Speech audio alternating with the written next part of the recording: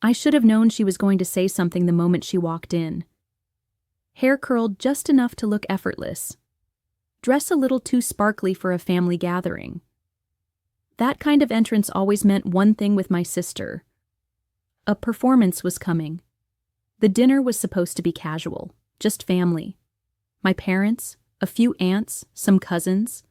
A small celebration, as my mom put it, for my recent promotion. I brought Caleb, my boyfriend. It wasn't his first time around them, but it was the first time he'd be there after I moved up to VP at the firm. He was nervous. Not about me, about them. About her. We arrived just on time.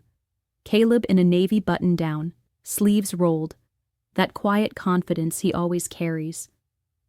He brought flowers for my mom, opened the wine, helped with dishes. He's gentle, good.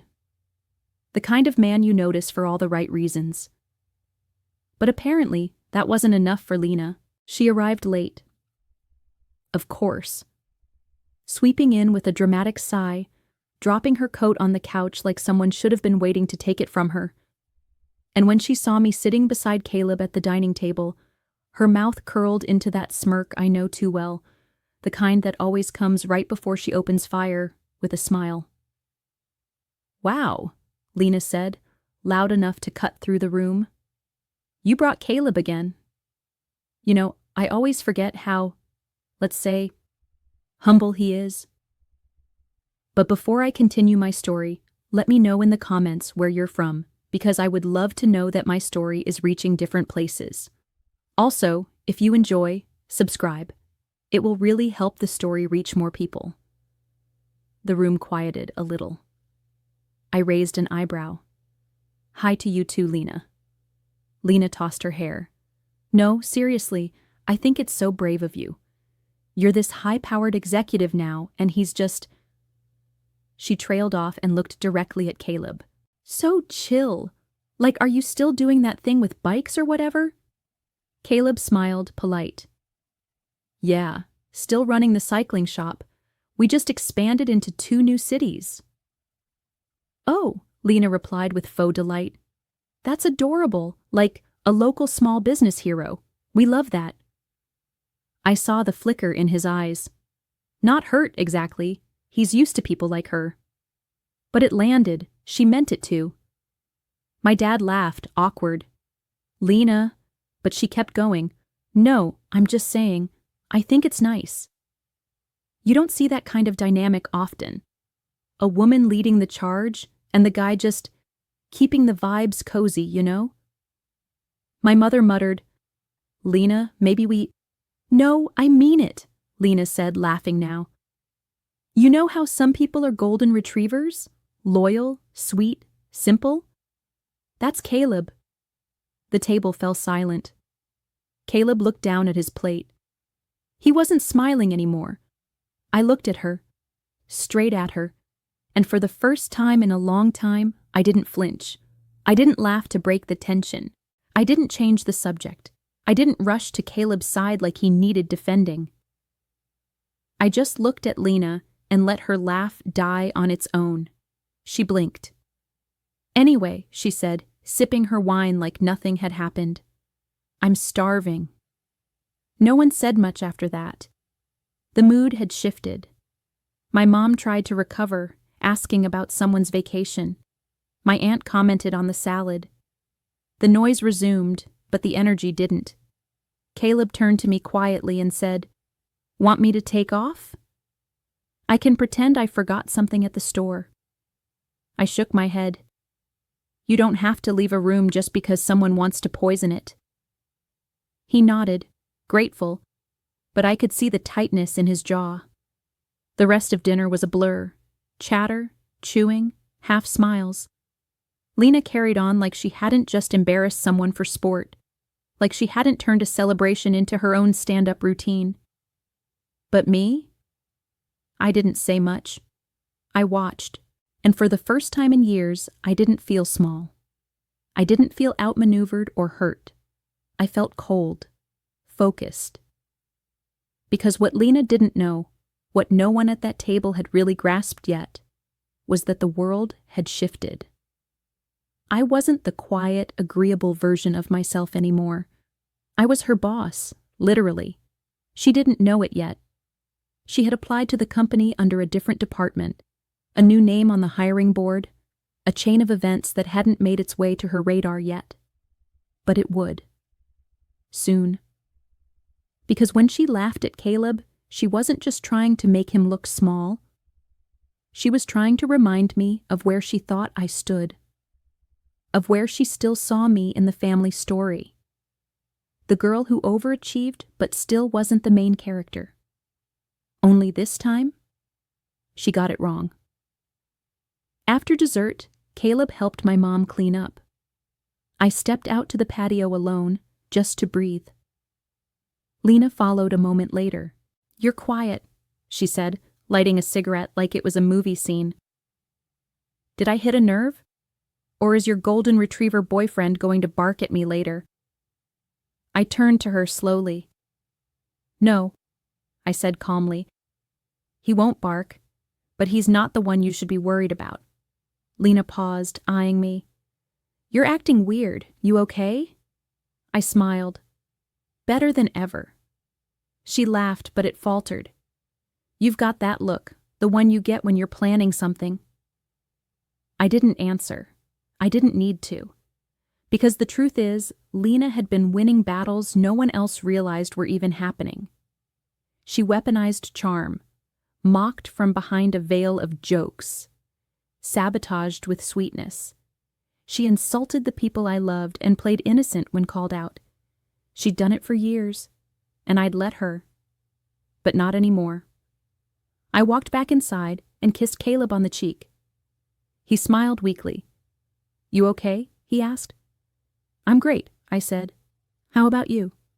He shrugged. "I mean, I've been called worse." "She didn't humiliate you," I said. "She humiliated herself." He looked at me, confused. I leaned in. "Give it a week." And that was it. Because Lena didn't even flinch. But I did, and not because I was hurt. Because I was done. People like Lena don't become cruel overnight. They learn they can get away with it. They test the limits early. And if no one stops them, they don't stop themselves. My sister has always known exactly how far she could go.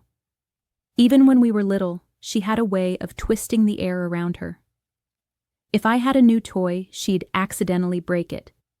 If I got praise, she'd cry until the room turned toward her. It wasn't clumsy sibling rivalry. It was calculated.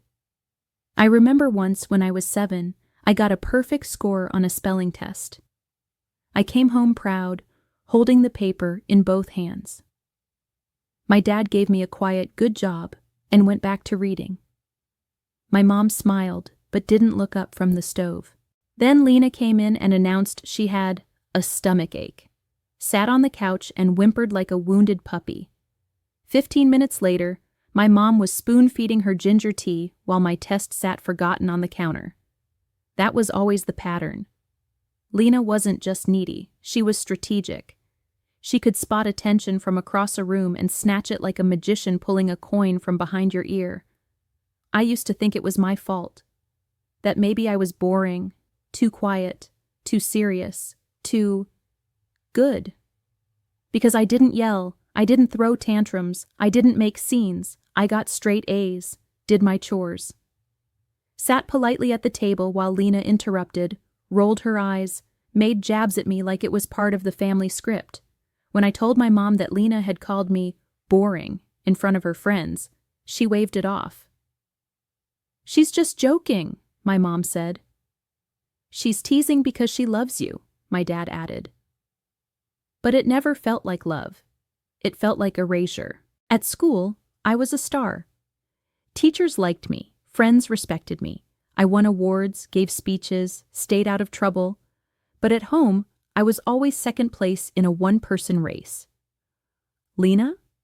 She scraped by, barely passed classes, started dating sketchy guys in high school, got caught shoplifting once. Nothing major, just some cheap earrings. But even then, my mom defended her. "She's figuring things out," she told me. "You've always been the mature one," my dad added, as if that somehow meant I didn't need recognition or protection. By the time we hit our 20s, it was crystal clear. I was the backbone of the family. She was the show. I helped my parents file paperwork, drove them to medical appointments, sent reminders for birthdays and anniversaries. Lena? She'd show up late to dinner, reeking of whatever perfume was trendy that week, and act like we were lucky she graced us with her presence. And yet, every time, my mom would beam at her. "She's so full of life," she'd say. I used to sit across the table, chewing slowly, nodding like I agreed, because that's what I did.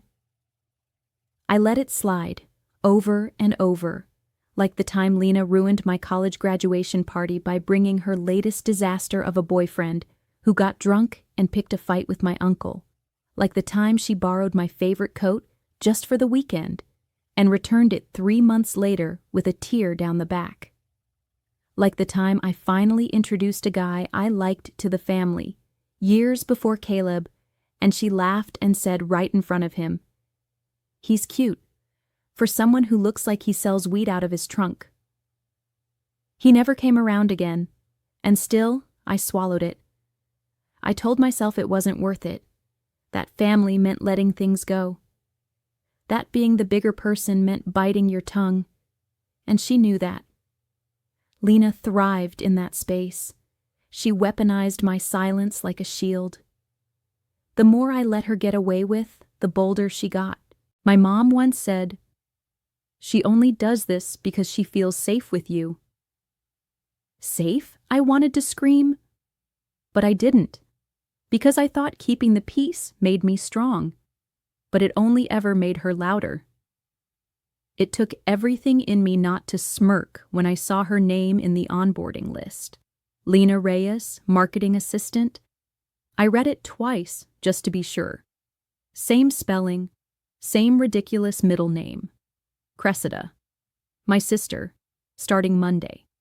Reporting to someone 2 levels below me in the org chart. I stared at the email from HR, the one with the subject line, "New hire orientation. Final confirmations." And then I leaned back in my chair and let it sink in.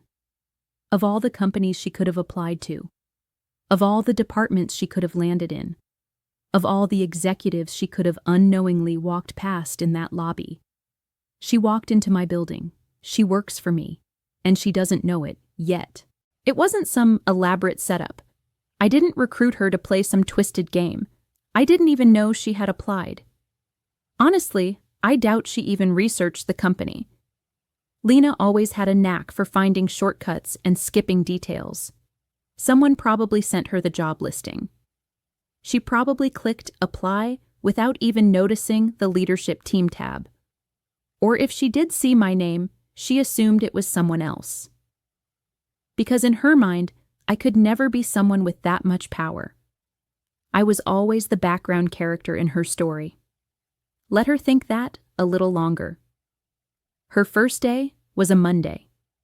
She arrived wearing way too much perfume and the kind of blazer that said, "I want to be taken seriously, but also noticed." I watched her on the security cam feed from the top floor. Just a glance. She stood in the lobby, chatting with the receptionist, flipping her hair the way she used to when she knew someone was watching. "She's here," said Chloe, my executive assistant, poking her head in. "You want to say hi?" I shook my head. "Not yet." Chloe raised an eyebrow.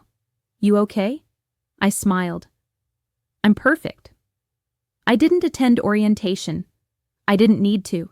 Lena wouldn't cross my path yet. She was placed in the marketing department under Elise, a director who didn't know our family ties. I didn't warn her either. I wanted clean observation, no bias. I told HR the same. No need to make special note. Let her come in like any other hire. Let her start fresh and show who she really is. Because I already knew who she was, and I had no intention of giving her a head start. Over the next 2 weeks, I heard her name more than once. Elise, I asked casually during our department check-in, how's the new hire settling in? Elise rolled her eyes. Lena's. Well, she's got energy. Energy? I asked. She's confident, Elise said carefully. A little more talk than action. Bit of a showboat. I nodded. Keep an eye on her? Already am, Elise said. Then she added, she said she knows the VP personally, that you two go way back? I looked up slowly. Oh? Yeah, Elise said, frowning. She didn't elaborate, just dropped it in passing. Figured it was a stretch? Could be, I replied. You know how people name drop. Elise nodded and moved on. But I sat there, heat rising behind my ribs. She knew. Maybe not everything, but enough. Enough to try to use my title before I'd even spoken to her. Classic Lena. A week later, I took the long way down from the executive floor, passed through the marketing wing like I was just doing a walkthrough, a casual leadership visibility lap. I saw her, laughing loudly at someone's desk. Legs crossed high, phone in hand. She didn't see me, not at first. But then someone said, "Good morning, Ms. Reyes," and she turned and froze. I stopped, smiled politely. Morning, I said. Lena blinked. What are you doing here? I tilted my head. I work here. You work here? She repeated, voice brittle. Technically, I run it, I said. I watched her face shift. The smirk vanished. Someone behind her cleared their throat. She turned halfway like she wasn't sure whether to keep talking or disappear. Elise has great things to say about your onboarding, I added smoothly. Oh, Lena said. Right, that. Yeah, it's been good. I was going to tell you I started here. No need, I replied. Welcome aboard. I kept walking, calm, neutral, cordial, but inside, fire. She insulted the man I love in front of a crowd, mocked his job, his heart, his presence, made him feel small, disposable, unworthy. And now? Now she's the one clocking in under my leadership. Now she is being evaluated, watched, held to a standard. Now she answers to me and doesn't even realize it. It would have been so easy to fire her. To walk into HR, raise a red flag and say, she's unfit. It wouldn't have even taken much. One signed form, a 10-minute meeting, done. But that's not how real power works. Real power doesn't scream. It doesn't need to. It waits. It watches. And when the moment comes, it moves.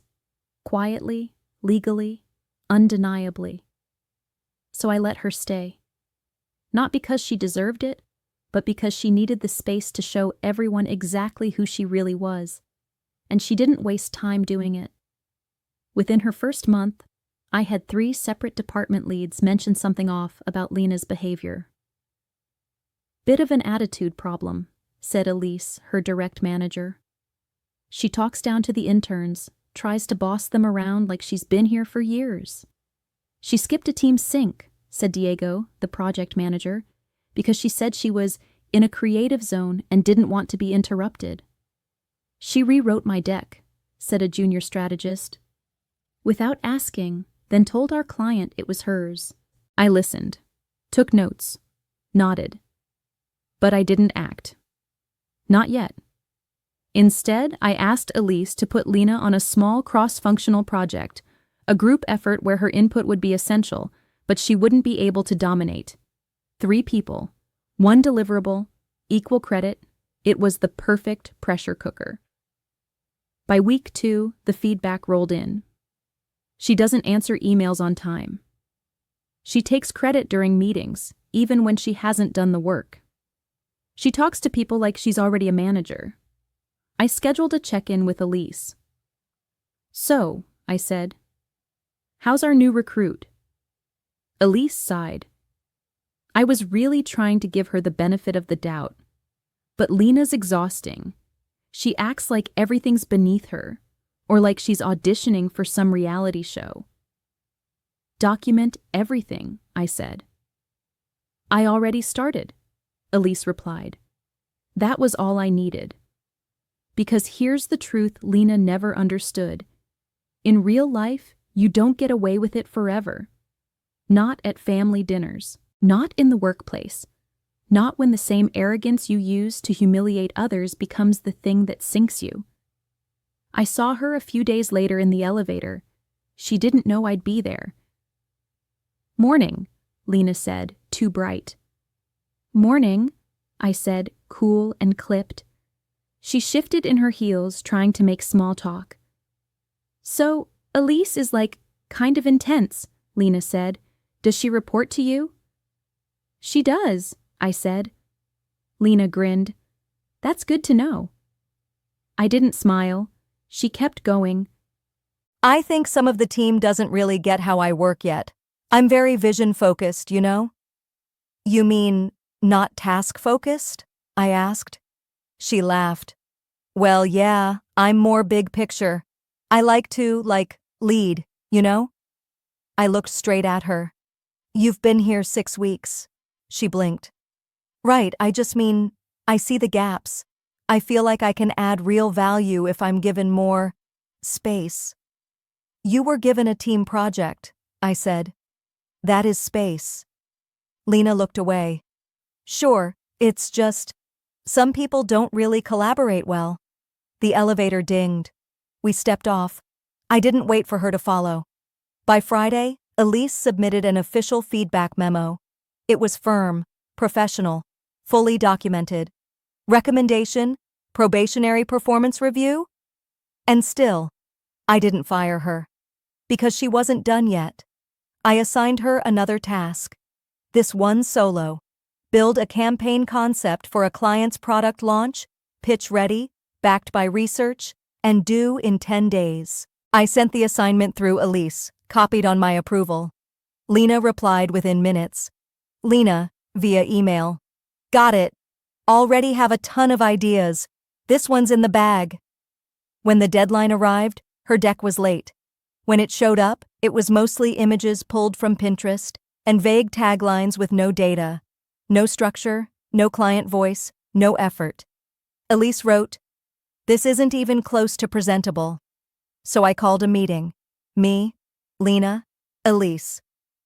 We sat at the table in my office, me at the head, Lena fidgeting in her chair, Elise dead silent. "Do you know why we're here?" I asked. Lena shrugged. "Is this about the deck? I just figured it was a first pass, brainstorm style." "You said in your email this one was in the bag," I said. "Yeah, but conceptually," Lena replied, crossing her arms. "I just thought Elise would, I don't know, help me polish it?" "Elise isn't your ghostwriter," I said. "She's my manager," Lena said too fast. "And this is a collaborative workplace." Elise spoke then, calm and clear. "Elena," she said, "collaboration is not the same as delegation. You were assigned a project to lead. What you submitted was not client-ready, and it lacked the basics we teach in week 1. Lena opened her mouth, closed it again. I leaned forward. "This isn't personal," I said. "It's performance." Lena looked at me, eyes narrowing. "Are you enjoying this?" she asked. I didn't blink. But I am documenting it." She stared at me, stunned into silence. And then I saw it. The exact moment she realized this wasn't some power play. It was protocol. She'd spent her whole life dodging consequences, twisting rules, using charm like currency. But that doesn't work when the person you're trying to charm is the one holding the book. She left the meeting red-faced, stiff-backed. And I watched her walk away. No glee, no malice, just a sense of justice. She always thought consequences were optional. Now they're coming, with her name on them. I don't know how long it took her to really see it. Maybe she thought I was just a senior employee. Maybe she assumed I'd gotten lucky, fallen into some leadership role, nothing serious. But one morning, she saw it. Really saw it. I was in early, prepping for a partner call. My door was slightly open. Sunlight was spilling across the floor.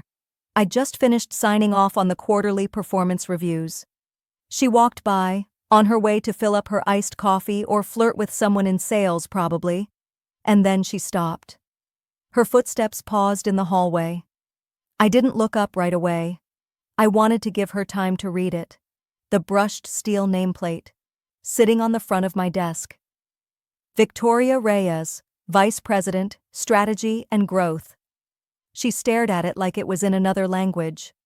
I finally looked up. "Good morning, Lena," I said calmly. She blinked. "You're Vice President?" I smiled gently. "I am." She stepped inside, just barely. "I mean, I knew you were important," she said quickly. "But VP? That's what it says." She gave a laugh that wasn't quite a laugh. "Wow, look at you, climbing the ladder." I tilted my head. "I built the ladder." She fell quiet again. I closed the folder in front of me. "Was there something you needed?" I asked. "No, I just—" She looked around my office, at the glass walls, the modern desk, the awards, the wall display with my photo and bio outside the door. "I guess I didn't realize how high up you were." "I figured that out a while ago," I replied. She leaned on the doorframe. "I was actually gonna ask if you could help me out. I think Elise is kind of out to get me. She's being intense about deadlines." "Elise is doing her job," I said. "Right, but I mean, we're family," Lena said, lowering her voice. "Couldn't you give me, I don't know, a little protection?" "This isn't high school," I said. "This is business." She rolled her eyes. "Wow, okay, I'm just saying. You could be a little less cold." "I'm not cold," I said. "I'm professional. That's what this title means." Lena stared at me like she didn't recognize the person in front of her. And maybe she didn't. Maybe she still thought of me as the sister who let her get away with everything.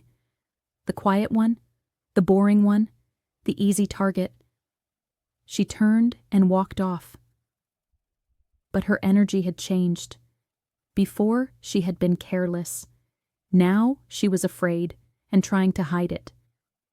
Over the next 2 weeks, the cracks got bigger. She started showing up late. At first, 5 minutes here, 10 minutes there.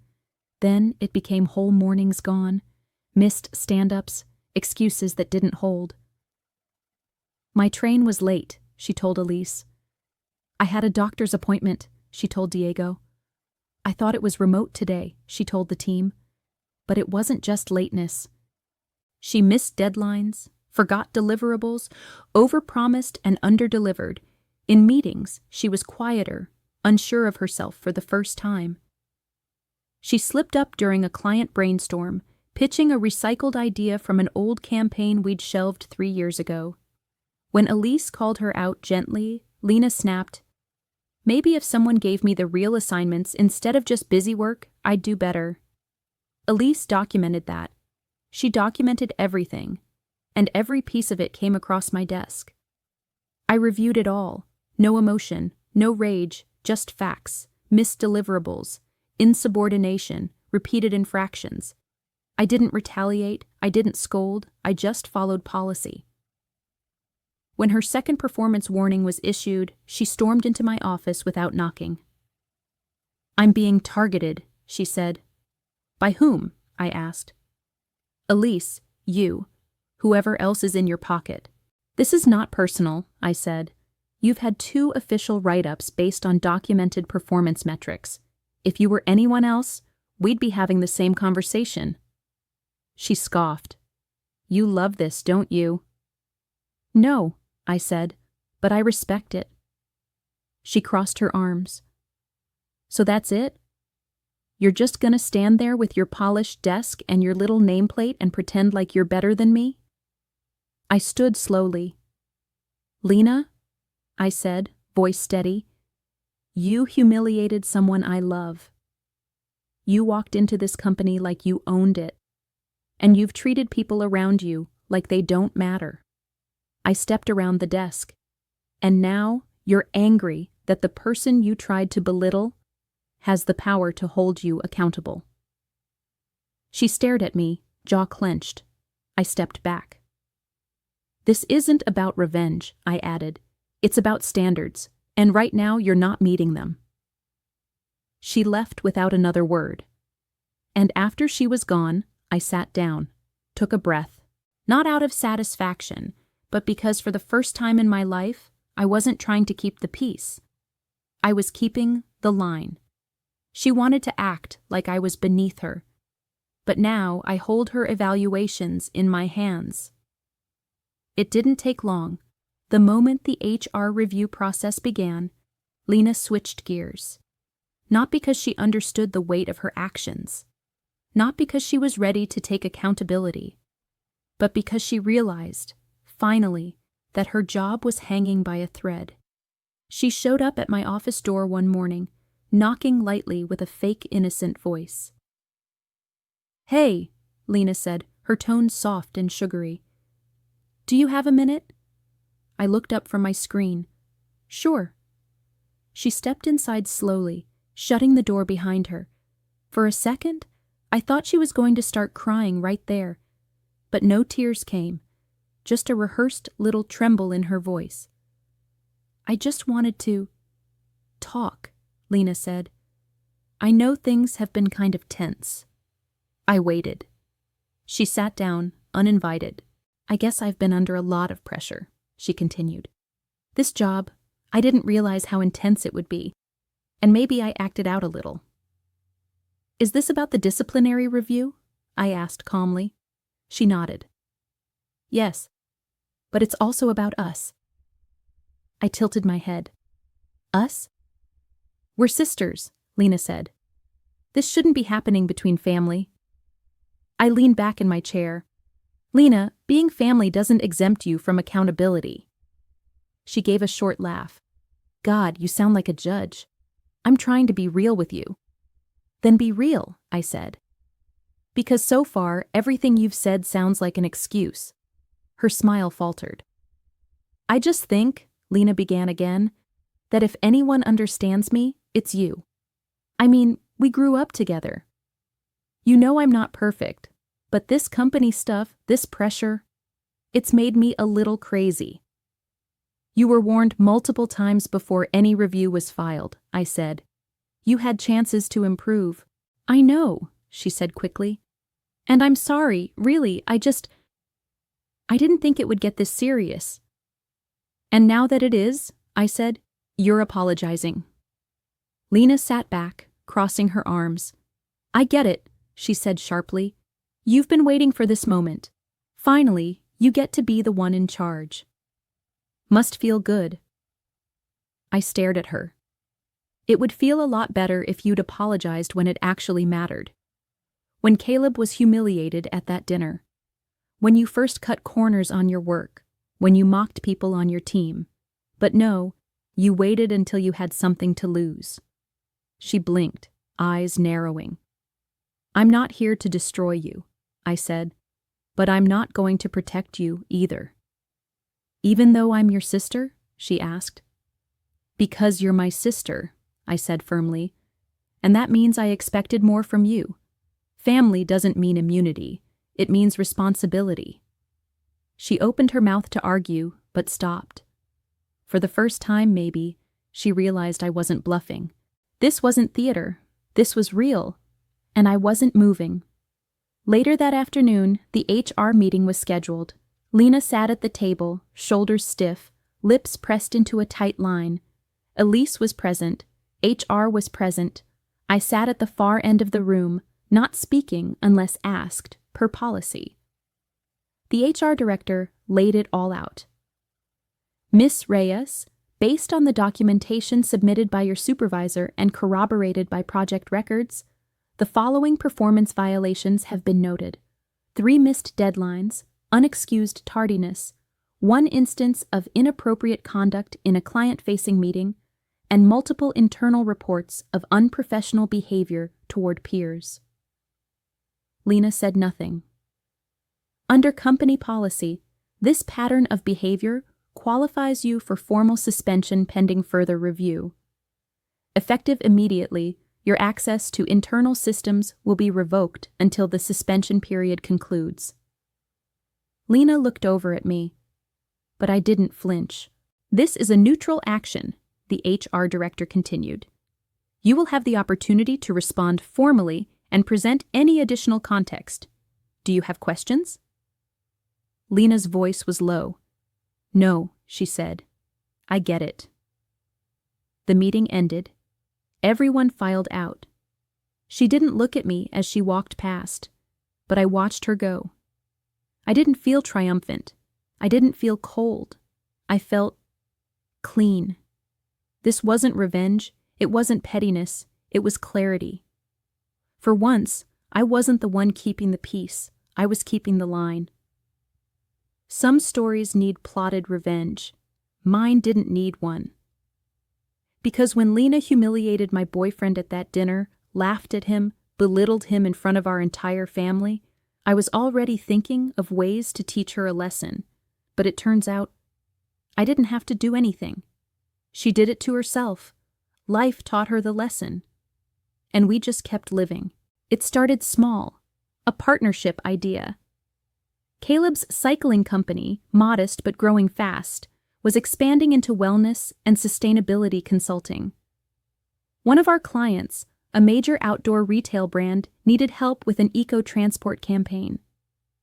I connected them. Caleb nailed it. What began as a foot in the door became a full strategic alliance. Before long, he was leading his own meetings in our boardrooms, building presentations, signing off on project scopes, and yes, approving bonus disbursements for partner teams.